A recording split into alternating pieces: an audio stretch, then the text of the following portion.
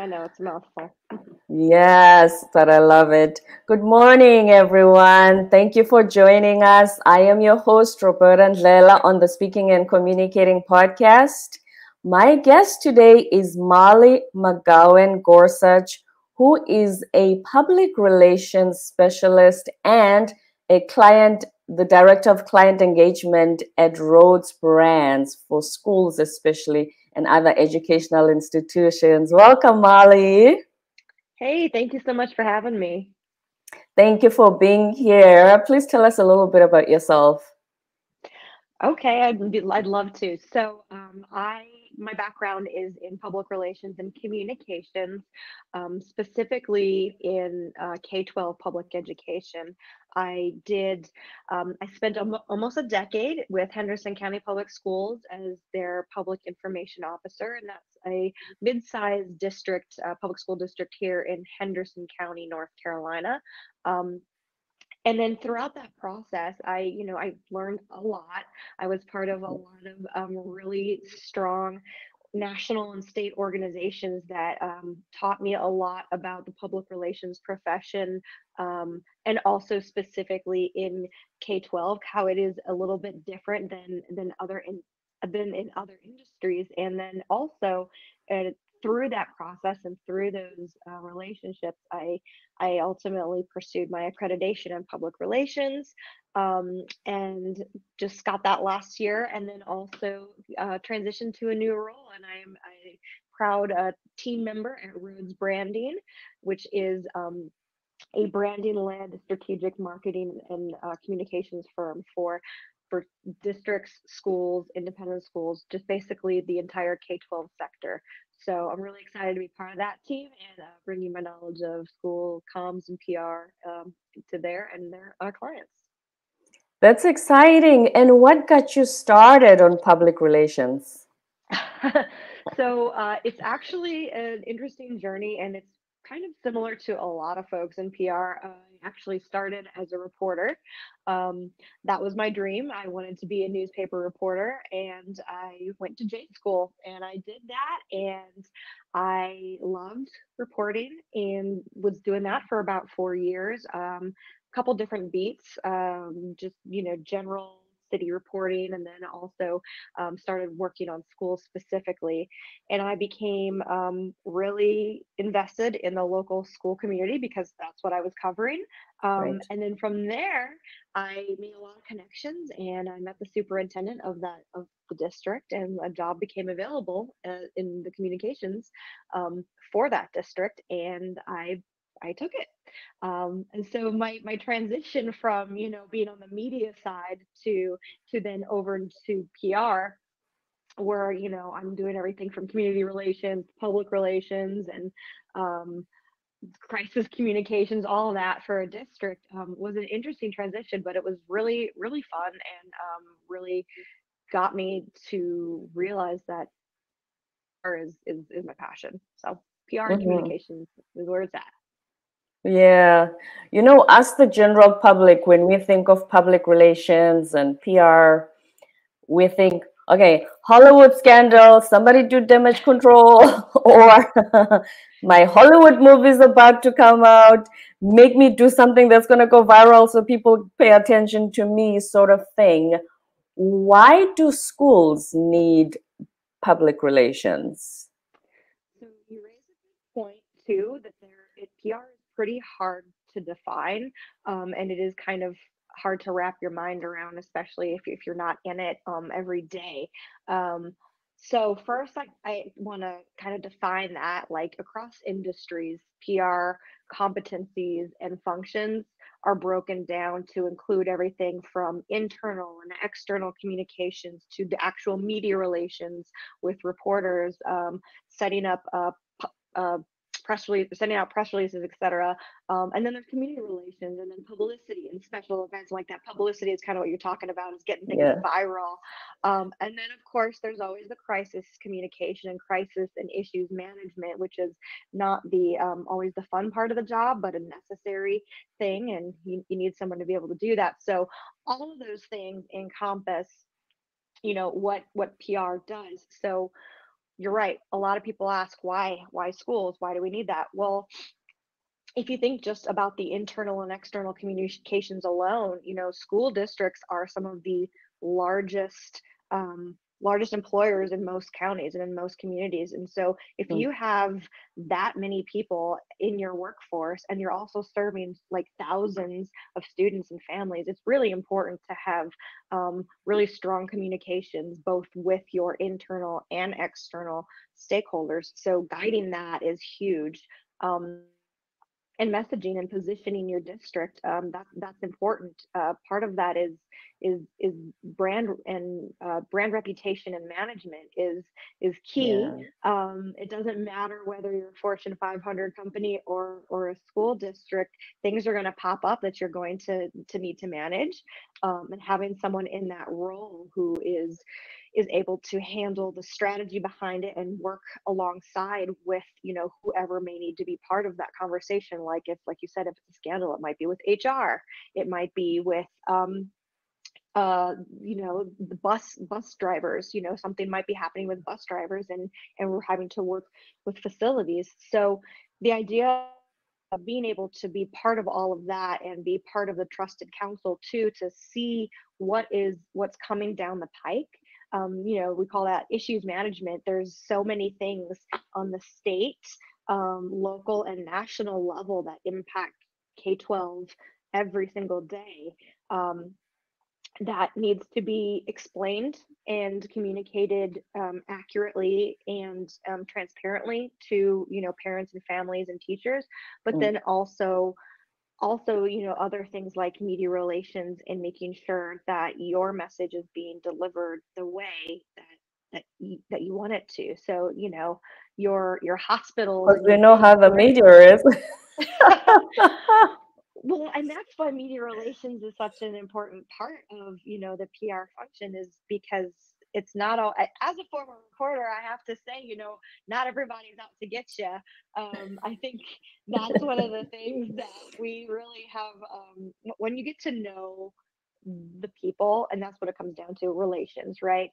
Mm. PR, public relations. You are managing relationships, and that can be, that can be divisive if you let it, with reporters or anyone in the community. But what I've found is that you know they're out there doing their job, and the Right. idea is, like, if you know what they're seeking, right? If you know what kind of information they're going to need and what's going to be a good story for them, but also um, what is going to serve your district, what is going to serve your school, like meeting them in the middle and just knowing that they're doing their job, and kind of knowing those boundaries, it helps. So I have to say, I still have a lot of reporter friends that I can still run into on the street and say, hey, how are you doing? I'm not doing an interview today, but it's good to see you. Right. Yes, it's the relations part, which is what goes into what type of communication should you be cognizant of if you want to strengthen those relations in That's public relations? a really good question. I mean, in K-12 specific, you mean, or just in general? Just in general, and then we'll get down to K-12 Sure. specifically. I mean, on a broad scale, be broken down into your internal and your external communications, with your outside stakeholders or the folks that are working within your organization. um, those are key because your both constituents, both groups, are going to want different information. Every audience is different. um, Mm-hmm. but their need and their their deserving of that information, is the same. So that was something we were trying to keep in mind, at the school district level. Knowing how your audiences want to be communicated with and the kinds of information that they are wanting, is incredibly important. I'm sorry. That's okay. Hi, Kitty. So the no, like, for example, some communities of school communities, their families are going to want to hear about a crisis a certain way. They'd rather be informed by an immediate text message and a call, whereas their emails they would rather use that form of communication for, say, just a non-emergent sort of information, like updates, stuff like that. And whereas external communications, you're going to want to prioritize the things that those audiences are going to want to know. So if it's the media looking for something, like what's going to be timely and relevant to them, and then positioning those things differently. So I think a focus on, knowing your audiences and knowing those external and internal communications is definitely a big part of what you want to be focusing on in any organization for PR. You certainly need to understand your audience and your customers, which Mhm. brings us to the parent part, especially since the pandemic. The students had to stay home to Mhm. learn on Zoom. And then you have parents being worried, are they learning? Are they logged on while I go to work? And how will I know that they did their schoolwork, they attended their classes? Because I was at work. I don't know what's going on. Yeah, that was a very interesting time and a difficult time.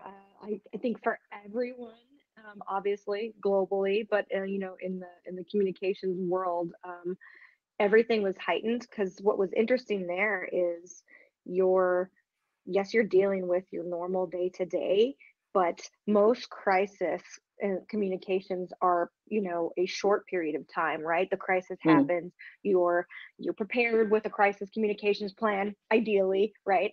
yeah. And you have your protocols, and then you have your after event, and usually that's a short period of time. But what we globally were dealing with was a very extended period of time. So knowing that we are doing constant crisis communications on top of just the normal day-to-day internal, external, and all the media relations, I think that was a huge adjustment period for everyone in the Mhm. communications world and everyone in public relations. um, and I think, but because of that, anytime we as a society go through something really difficult like that, I think we can also come out on the other end learning some new things, like and with new tools. So there was definitely the Zoom burnout. A lot of people got way too tired of Zoom recordings, but I think it also showed room for efficiency in a lot of meetings and day-to-day things that even in communications, like having some of those internal communications methods change within an organization, like what could have maybe taken a day of organization and getting people together in one space for a meeting could now take 15 minutes on the Zoom call, and then you have the rest of your day. Um, so I don't know if that answers your question, but I feel Yeah. like there's definitely some things that we've learned, and also to your point about knowing your audiences and what kind of information is key. Like at the beginning of the pandemic, for instance, everyone was hyper aware of what their status was in their county, like whether it was red or orange, whatever level of concern they should have, what the CDC was saying. Um, and in communications, and specifically in K-12, that translated a lot into what are we communicating from the state and federal level, that Mhm. parents need to know about, whether they're keeping their kid home, what does who's in charge of testing, is it the school district, or is it the individual county health agency that may be doing it. So all of those things were changing rapidly too, by sometimes by the day. And so kind of navigating that allowed communicators to I think see, what was really important to parents and constituents and what was top of mind. And as the pandemic, I don't want to say aged out because, it's kind of still technically here. If as things progressed, those needs changed. So they didn't necessarily want to see, in at least in our community, they didn't necessarily um, need to see the dashboard every day, or they weren't as concerned about the numbers. They were more concerned about what we were doing within the schools to address. There had been, an established level of trust because they'd been able to see over, a few months at least of what was being done. And again, that's where the communication played, is like, if we're sharing information, just say what we're going to do, and then we do Mm-hmm. it, follow through, then that creates trust, and that positive trust and engagement ultimately serves you in the long run, when there are more either extended crises or a new one comes up, because there's trust from your stakeholders saying, you know what, they say they're going to do what they say they're going to do. Yes, trust is certainly, it's the actions that create the trust because you do what you said you're going Hmm. to do. And when it comes to parents, did you have any cases, you don't have to mention specific details, but did you have any cases where a parent felt I wasn't let in the loop, or I wasn't informed timeously about something, or I found out too late, or because as you say, everybody was just trying to navigate this period, but were there Right. any concerns in that regard from parents? I think everyone to had that concern, and that was one of the main, I think one of the main struggles and main pain points that I felt. And I talked to other folks in the profession at the time. It was um, it weighed heavily on us because we knew that our responsibility was to essentially these families. We're sharing this information, so we are tasked we're tasked with getting the timely information out to them at the time that they needed it. Um, but I think the thing that was difficult sometimes was they wanted the information before we were able to provide it. In some cases, like when things were changing so quickly at the CDC level, we weren't going to, it's a balancing act, right? We have to Mm-hmm. share the information, but only once it's been vetted and we know it's accurate. Because of course, there's the tendency to want to say, hey, yes, we've got this information, let's share it. Well, if, God forbid, that information, there might be something inaccurate and it's gone out, and maybe we've shared that and then we have to go back and retract it, that reduces our credibility, and then causes a whole other firestorm where then, we've just done more damage than good. So I think the difficult part with that was having to almost keep parents and families at bay to a certain extent, just saying, like, listen, we know we want to be able to give you more information, but either we don't have it yet, which was the case in a lot of times because we were waiting for directives as well, um, or we have it and we're figuring out on logistically how this is going to work. Because as the changes were made, whether it's changes in testing, whether it's mandates, decisions had to be made at the district level. There were school board meetings that had to be called, special school board meetings, in order to make certain changes to policies and procedures. And so before we can get that finalized information out, all those things have to be done. So yes, there were definitely times when parents were saying, like, I want more information. We're like, we hear you, we want to give it to you, and we're gonna give it to you as soon as possible. But I think there were definitely frustrating times when, you know regardless of who you were, you weren't really getting the information, as much information as quickly as you wanted. And that's part of our culture too. It's like we are used to getting it fast now, so there is that Yeah, we expectation. instant gratified. Yes, yes, which can be a curse or a blessing depending on what side of it you're on, and what the situation is. Because I can imagine, I've never been in PR, but I can imagine how tough it is to backtrack, go on an apology tour and try to, because usually when you go on an apology tour, especially, we sit there rolling our eyes and going, yeah, back to the media again, narrative. So yes, I can imagine that you want to make sure that the story you're about to release, the information is about as accurate as possible. Now, tell us a little bit about Rhodes branding. I'd be happy to. Well, so Rhodes Branding is a full service agency for specifically for K-12.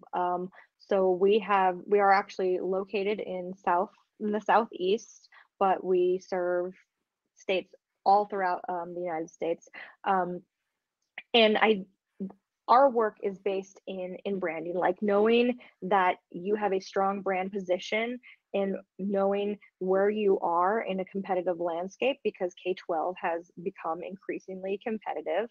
um, Knowing where you are then allows you to build on that and create a really, really strong marketing plan.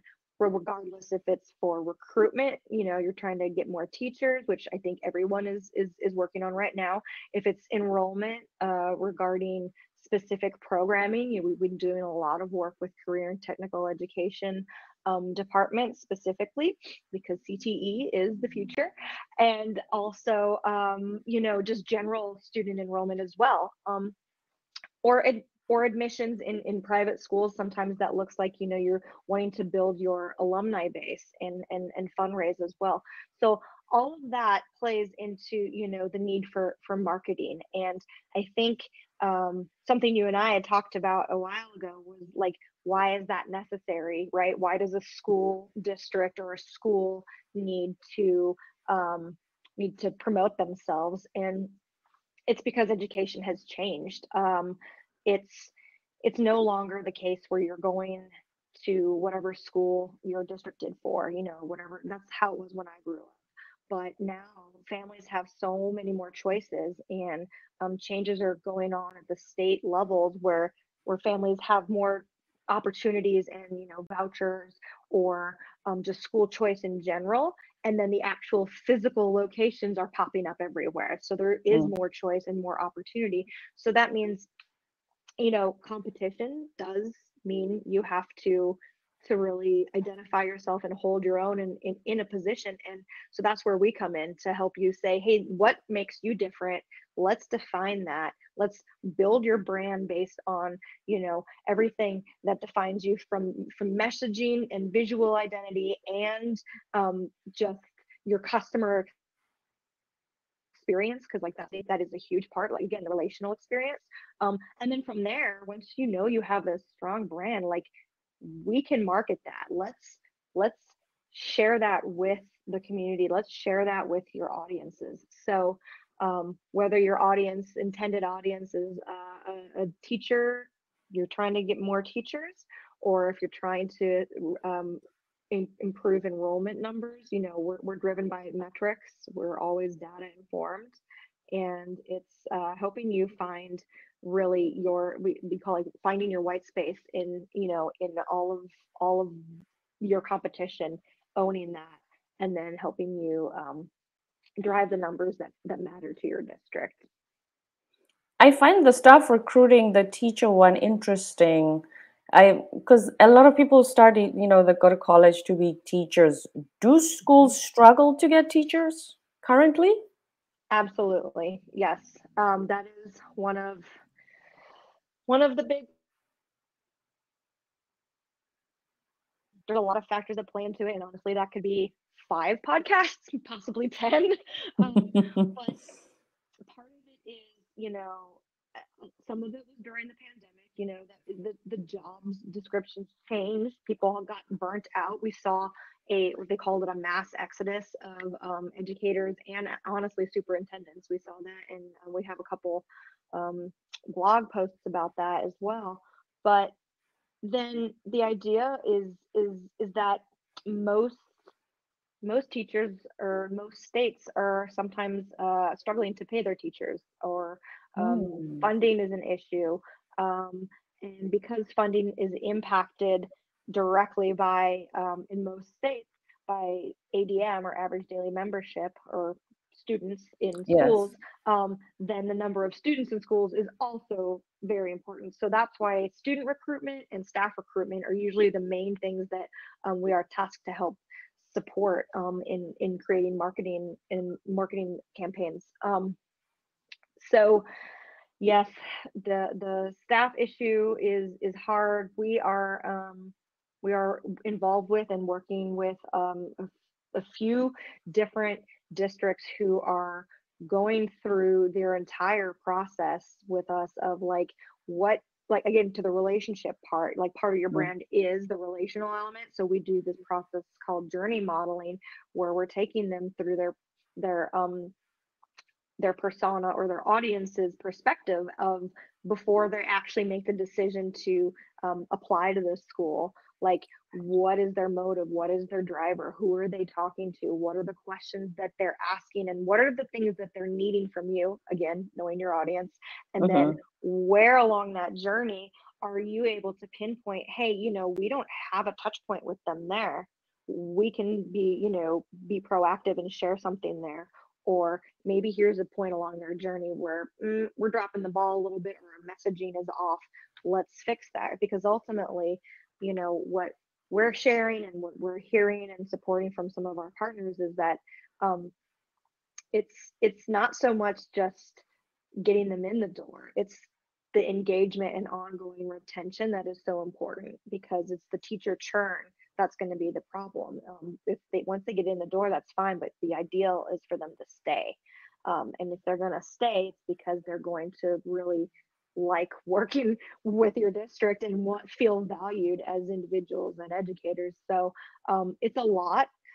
It's a lot of things that go into it, but it makes what we do when we do work with those clients in HR so valuable, and I think enlightening for teams too, because they're like, oh, this is what our educators are saying, or this is what they're needing. So let's meet them there. And Mhm. seeing the light bulbs go off and saying, okay, so now how do we market that? And like, okay, now the fun marketing strategy comes in, and we're going to reach them there. Um, so yeah, we get excited about working with HR teams. We're actually going out. I'll be going out to ASPA, the American Association of School Personnel Administrators conference, in 2 weeks. So I'm excited to make a lot of connections out there and learn some more about the K-12 talent space. And relations, for sure. Relations, yes. Yes. So I'm wondering, if I was a school and my funding depended on student enrollment, I know that the law or the rule is you must only enroll students within your zone, right? There are lots of things there. I know that again, to the whole idea about school choice, Mm-hmm. um, that's what's changing. That's a lot of the narrative right now in the U.S. is that it used to be that you could only take students within your zone, but now the idea of being able to accept students outside of your traditional zone um, is another element that's making that school choice more competitive. So that's where Mm. the funding questions come in. That's where a lot of I think some, yes, competition can be healthy, but sometimes I think it is definitely making for some hurt feelings across different schools and different industries. But that's why it has become a bit of a some heartburn in the K-12 community, and it's definitely something that you're going to hear talked about for a while. But knowing that it's not going anywhere is like, what's in our circle of control? What can we do?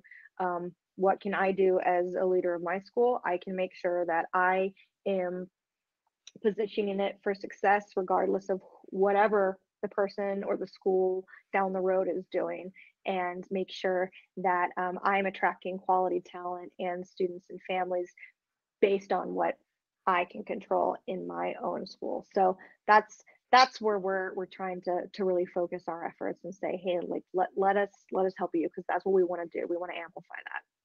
Yes, because I'm thinking if student enrollment is so key in so many factors, I'll take anybody who wants to enroll at my school.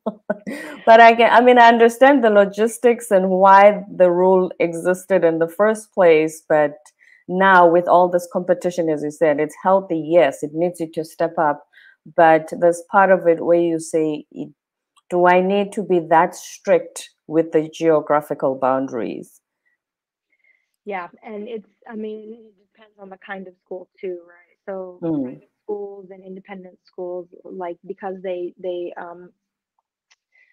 are tuition based. Of course, they're, it's whoever wants to pay the tuition can get in generally. Whereas, public and public charters and other schools have different have rules and regulations, and I will say that changes based on the state. So don't quote me on getting any further down into the nitty gritty about what that looks like in individual states, but um, yeah, I can definitely say and attest from my time in the last few years, like it has it's gotten feathers ruffled, and it's gotten people very concerned. But at the same time, I think ultimately, and this is what we say to our clients or to people who ask, well, why do you serve, both public or public charter and independence? Like ultimately, you as a parent or you as an individual are going to do what's best for your child. We are Yes. going to work with communities and school communities that are doing the best for their children. So it's really like rising tides lift all ships.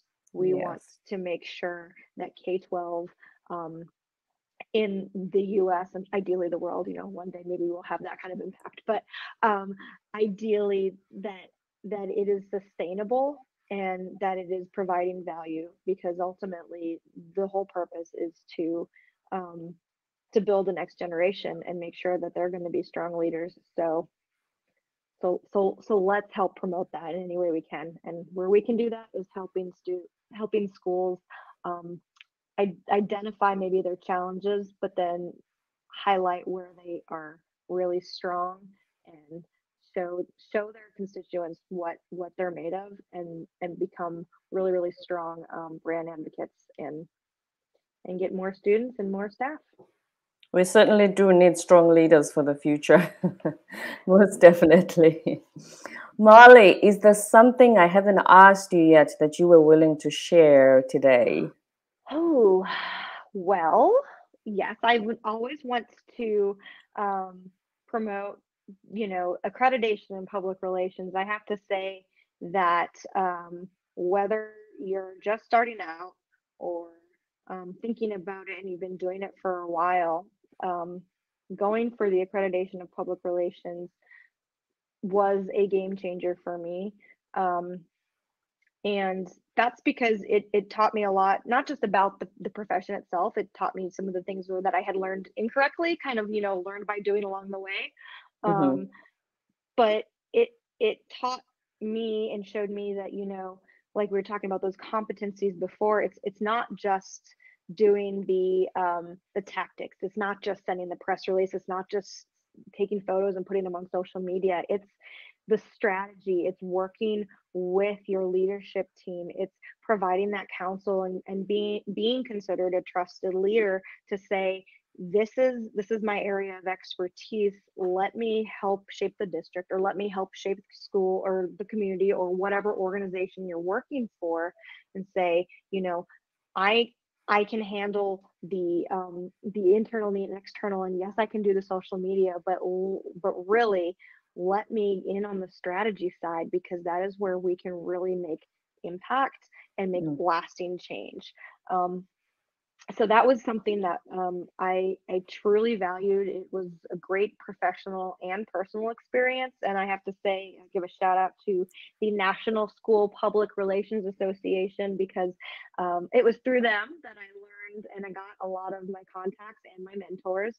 But Mm-hmm. ultimately, that was where I went ahead and got pinned. So you can find out information about accreditation and public relations on both the INSPRA website or the Public Relations Society of America, PRSA. Lots of information and resources there. And of course, if you're looking for a mentor or have questions about it, folks can feel free to reach out to me as well. Molly the mentor, I love it. Thank you so much. I will put all those details of those organizations on the show notes when this is released. But yes, we really appreciate that. And then, where can we find you on social media if we want to know more about the work that you Sure. do? Well, you can find me. I'm on Twitter, X, formerly known as Twitter, at Molly M. Gorsuch. So MollymGorsuch, or LinkedIn. And I can provide you that link as well for the show notes. Yes, I will certainly put those in there.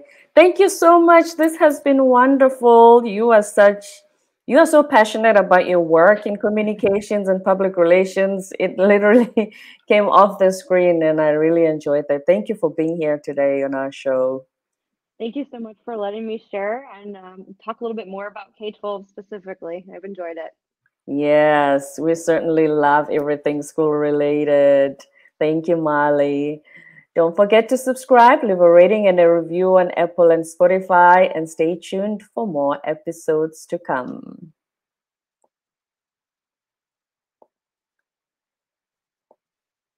And then we have stopped recording.